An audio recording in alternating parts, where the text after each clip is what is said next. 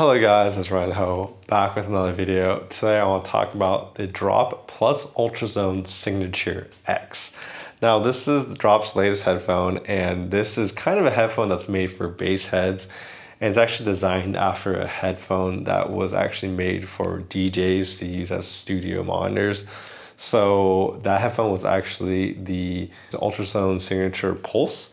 And that headphone had a lot of bass. I actually heard it in Japan when I actually heard the kind of bigger brothers of these headphones, which is the Master and the Natural edition as well. So I'll be doing some kind of, I guess, comparison based off of memory when I heard it in Japan.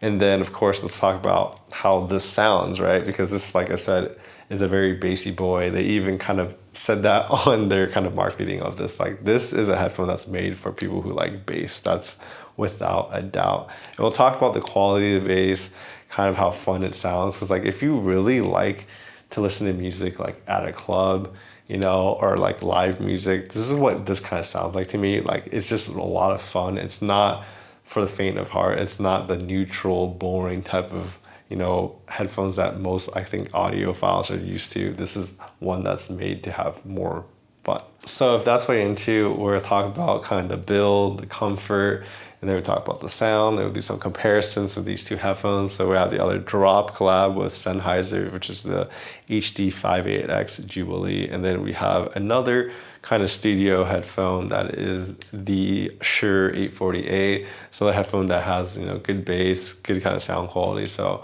it's also closed back. So I think it would makes sense to compare it to this headphone. And it's also my favorite closed back I have. So that's why. And as always, if you guys would please like and subscribe down below. Helps me make these videos. I actually bought this headphone myself because, like I said, I heard it in Japan. I liked it so much. But I think this headphone, the Pulse that was kind of modeled after, is like $550, which is really expensive. And I knew that they were going to do a Drop collab. So I was literally like there with my cell phone like, oh, I really like this headphone, but it's way too expensive. But if I buy the Drop collab, I could get it for a lot cheaper for $250. So I basically bought this when I was in Japan. So if that doesn't give you an indication of how much I like this headphone, then yeah, you should know that I really do like this headphone. And for, you know, for the fun factor, not because it's the balanced, neutral, like type of headphone. All right, so let's unbox the Drop plus Ultrasone Signature X. So it's very kind of just a normal brown box. There's nothing special about it really. So let's get into it. I mean, really, your box is really just the box to receive your items. I don't think people want to pay a premium price for a premium box. I think the box is just kind of disposable. Now you can see where all the money went, right? So the box is just the outside, but this is the real container. You get this pretty nice case. Honestly, I'm surprised. I don't think I've ever gotten a big case in anything I bought at $250. So I'm already impressed with this. So yeah, if you can't see the signature, let me angle this better. But yeah, it's a little shiny little badge right there that says signature, so that's kind of nice to see. Oh, it also has a little ASMR right here. I don't know if I failed that, but I probably did. All right, so let's open it up. And here we go. So now we have the Sound of Passion, handcrafted in Germany. Yeah, so Ultrasone is a Germany brand, if you didn't know. So we got the headphones out here. So we have the Signature right here. The Signature X with this kind of brushed. So the one in Japan for the Signature X was actually better. It was made of more premium materials for sure. This kind of feels a little cheap, to be honest, compared to what I saw for their original models. But obviously this is why this is the Drop model, right? It's a little bit more budget oriented. So let's take a look at the cables. So we can see these cables right here.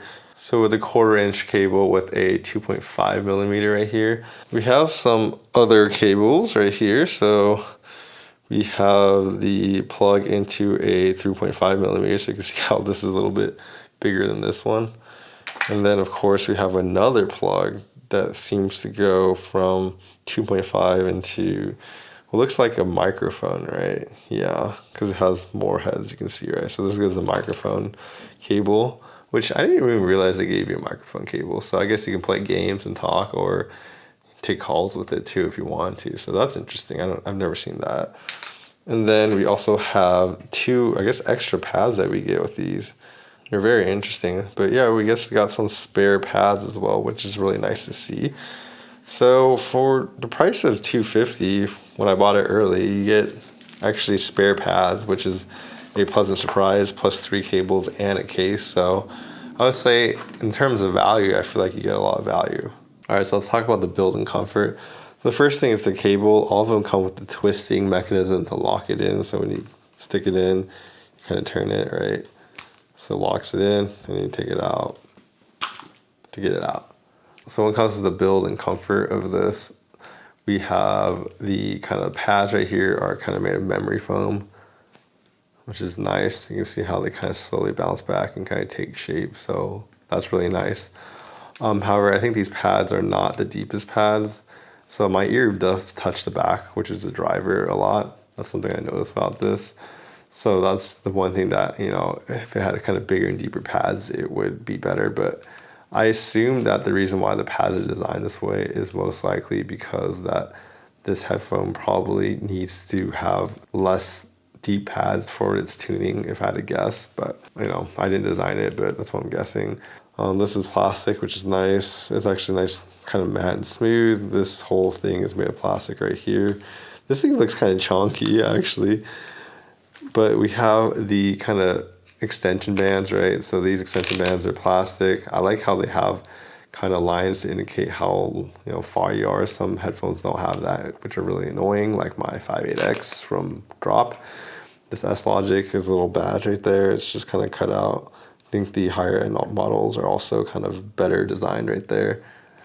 We have this pleather kind of top. I really like this. It feels nice. I mean, it kind of has a more airy kind of fabric right here down here. So I'm guessing it's prevented from getting hot if you wore it for a long time. Of course, I think, you know, an all leather design would look nicer, but I think that would kind of wear out over time and start flaking versus this type of design. I think will probably last a little bit longer. So that's good to see. Now, when you kind of look at the swivel, this thing can kind of swivel like this. So if you're a DJ, you can put it on your neck, right? And kind of just leave it like that, which is nice. But it also has another trick is obviously it can pivot, right? So the adjustments on your head is going to be really nice, right? But this can also be kind of packed away. So we can kind of push this up and kind of pack it away like that. So it can take up less space. So I guess ideally you can probably push it like this, yeah. This is like reminiscent of a lot of like Audio-Technica headphones like that. So you can kind of pack this away very small if you want to. Obviously in something like this, you wouldn't need to do that, but that is an option to do, which is nice to see, especially when, you know, this is originally made to be a DJ headphone, right? So this type of, and a monitor headphone. So this type of functionality is expected to be in these headphones. So overall, if I had to talk about the build, it does creak a little bit. Not too bad, but it does do that if you kind of try and force it. I wish the pads were deeper because I think this is probably going to be the thing that's most uncomfortable for people. My ear definitely feels cramped in here. It touches the driver, so that's probably one thing about the comfort. The headband, I don't really have an issue. I mean, it could be softer, I guess, but it's pretty soft, honestly. You can see how much it goes. I think my biggest complaint really is just the pads. It could be more comfortable. And I can, you know, definitely feel the discomfort after a few minutes of wearing it. So yeah. So we have the pads, which are obviously removable, right? So if you take it off, you kind of see inside what they have, right? So they have their what they call the S-Logic. So the S-Logic is supposedly help kind of, basically the driver is designed to kind of hit the top of your ear first. It's supposed to kind of hit your ear first over the bottom, and that's supposed to kind of help with making this sound more natural and have a bigger type of like sound stage. And I definitely kind of get this feeling of like when I hear the sounds sound a bit higher and more in front of me. That's something I did notice when I was comparing this to my other headphone, which was the Shure 840a. So I think the design definitely makes a bit of a difference. It's not like a huge difference, but it definitely makes a difference. So that's kind of interesting to see. Now, I'm guessing this side should also be symmetrical, right? So plastic is different on one side, actually. This is like pointed down this way while this is attached. So it's interesting that both sides are kind of different in the angle in which they do, which kind of interesting. Like you would assume your left and right ear would have the similar design, but this one kind of has a more angle down while this is kind of conforming to this. So that's kind of interesting to see how they kind of change the way each side is perceived. I'm not sure if that kind of adds to their thing or this is just a mistake, but I kind of feel like it's probably intentional, which is interesting because I saw some other guy posted on the internet that he kind of experienced this. All right, so I guess we can talk about how it sounds and kind of how it looks on my head. I mean, it's pretty typical. This headphone does require like a little bit more power than like my kind of Shure 840a, but like you can run this off a cell phone if you want. And of course, let's get into how it sounds. So like I said, this is a headphone that has a lot of bass. There's no way around it. If I had to describe what it sounds like, I would say it's V-shaped, but maybe more like U-shaped. What I mean by U-shaped, like I don't feel like the mid-range is that much recessed. Like you can definitely hear the mid-range, but the mid-range is definitely slightly kind of stepped back. So anyways, starting from the below, the bass is like, the only way I can really describe the bass is it's very, this is the hardest hitting headphone I've ever heard, honestly. It hits so hard. Like I imagine like if you ever heard a Bose 700 or like a Sony XM5, like that's the type of like quantity of bass I'm talking about. It is a lot of bass, right? And it hits hard. Like the thing that makes this better than those like consumer headphones is that there's a lot of quality in this bass. Like this bass hits and there's a lot of physicality, there's a lot of impact. Like when you hear like a drum hit, like you can feel it. When you hear the lower notes, you can actually feel it. It runs through your body. And like when you even hear like strings, there's a lot of literally like physicality. You can feel the notes being played. And I think that's one thing that this driver and this headphone does really, really well. Even though you hear it, a lot of it, it still manages to sound as controlled as it possibly can by playing that much of hand space. Like it's controlled, but it's a lot, if that makes any sense. And it sounds a lot more clear and defined than other headphones I've heard.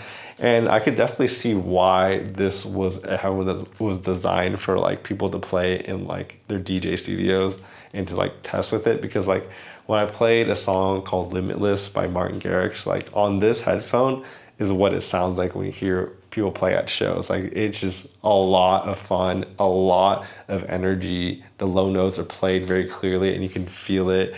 And you play that same song on like this 58X with its kind of bass response, you're really not gonna hear that song the way it was intended, or maybe not intended, but the way that it really sounds like in your life, because most of the times it just doesn't have enough bass, doesn't have enough sub bass, doesn't have enough low notes, versus something like this can really play like your EDM really well. It really just plays the lower notes so much better than other, I think, normal headphones. Even like a headphone like this, the Shure 840a, is more studio. It's more of a slight bass boost. It's very slight.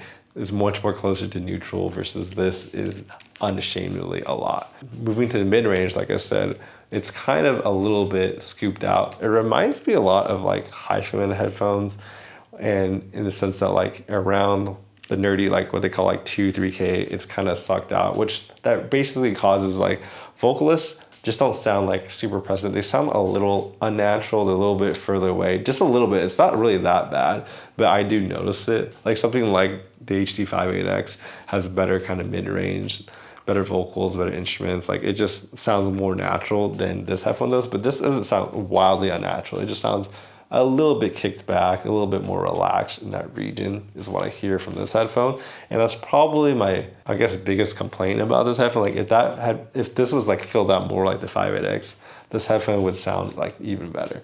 And I think that's actually one of the traits that Drop said they kind of changed from the original. They said they kind of relaxed the upper mid-range, which is a place where I think it didn't really need that. I think that part was really good. I wish they actually had more of that, in my opinion.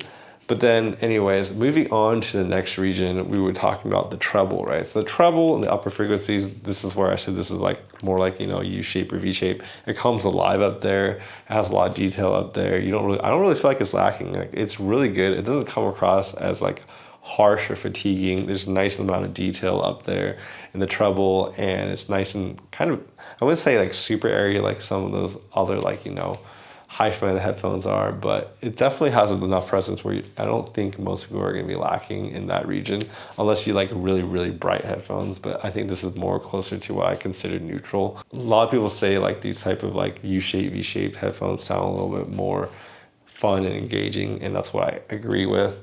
And the mid-range vocals, like I said, do sound really good. They don't sound like they're very, very like just put away, like second thought. They're still pretty present and they sound pretty good as well. So overall, I think it creates a pretty good tuning overall for a headphone.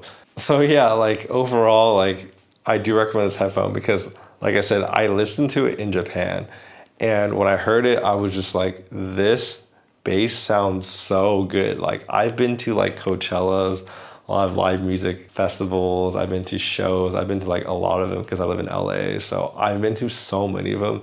And this just reminds me a lot of like standing in front of like the stage and hearing like kind of just the subwoofers and the bass just like shake your body. Like it's a completely different feeling than like when you're sitting at home listening to like, you know, your flat headphones that have like a flat bass. Like the live experience is always a lot more dynamic.